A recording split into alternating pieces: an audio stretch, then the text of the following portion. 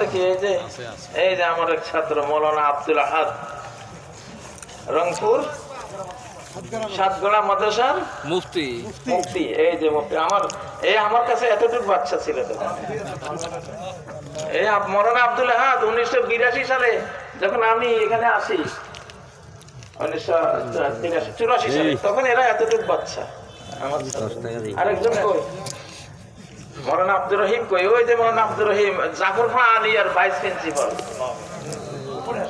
এরা আজকে আপনারা দেখলে আমার থেকেও ওরা বড় বড়, কিন্তু এরা এতটুকু বাচ্চা আমি পড়াইছি।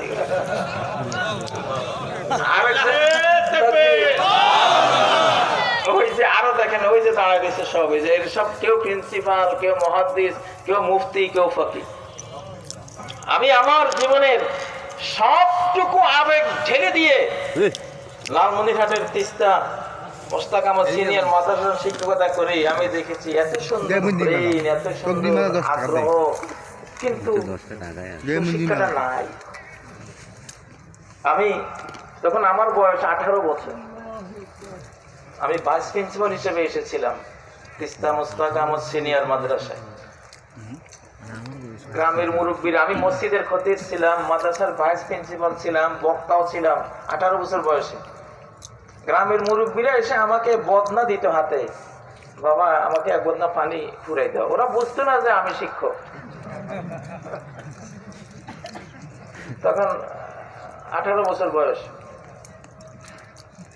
সেই স্মৃতি আপনাদের রংপুরে আমি রেখে গেছি। তারপরে তো তিস্তা মাদ্রাসা করে দিয়ে গেছি, এখন আলহামদুলিল্লাহ বিশাল প্রতিষ্ঠান।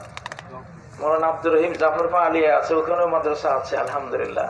বেগম রোকেয়ার নামে, যেদিন বেগম রোকেয়ার একটা সাহিত্য পড়েছিলাম, যে সাহিত্যে সে লেখে যে ভোরের মক্তবে মাতা ভগ্নীগণকে তোতা পাখির মতো কোরআন শেখানো হয়, কতই না ভালো হতো যদি অর্থসহ কোরআন শেখানো হতো। আমি এই লেখাটা পড়ে এতটা অভিভূত হয়েছিলাম, বলেছিলাম বেগম রোকেয়া, মনে মনে বলেছিলাম, রোকেয়া তোমার জন্য তো অনেকেই স্কুল, কলেজ, ইউনিভার্সিটি করে, সেগুলি দিয়ে তোমার অনন্ত লোকে কি হবে জানি না, তবে তোমার এই কথার কারণে তোমার জন্য আমি একটা মাদ্রাসা করব, যে মাদ্রাসার মেয়েদেরকে আমি অর্থ সহ আল্লাহর কোরআন শেখাবো। সেই মাদ্রাসার প্রিন্সিপাল সাহেব আছে কই? কোথায় জানি আছেন, উনি আসছেন। আমার ওখানে 600-700 ছাত্রী এখন।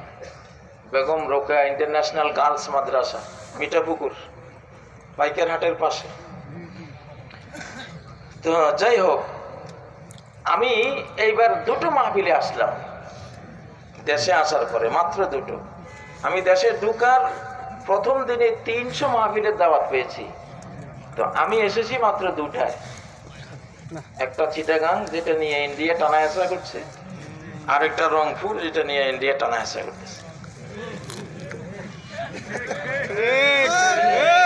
এই জন্যই বলেছে আমি লড়াইয়ের মোড়ে আছি, তো আমার মালিক উনি আমার সাথে আছেন, আমি ওনাকে সাথে নিয়ে আসি। আমি জানি আমার সেফটি দেওয়ার কে আছে? কেউ নেই। তুমি আমার সাথে না থাকলে তো আমাকে ওরা খেয়ে ফেলবে।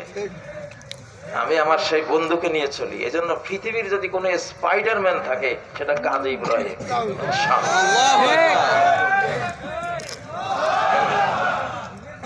র গেছিল না, রয়ের দালাল্লা আমাকে গ্রেফতার করতে গিয়েছিল না, আমরটা সেদিন ঘটিয়েছিলাম আমার বন্ধুদের সাথে নিয়ে। ওরা ভাবছে আমি করতেছি, আমি তো না। আমার বন্ধুর দেওয়ার সাহসে আমি সেদিন ওদের এমন একটা সর্বনাশ করে দিয়েছি, এমন একটা ছুঁয়ে দিয়েছিলাম, ওই এক সময়তে ওরা বাংলাদেশ থেকে শেষ। ওরা আর এই বাংলাদেশে আগামী 1 শতাব্দী তারা আর জমতে পারবে না ইনশাআল্লাহ। মালিক করে, কে করে? আল্লাহু আকবার।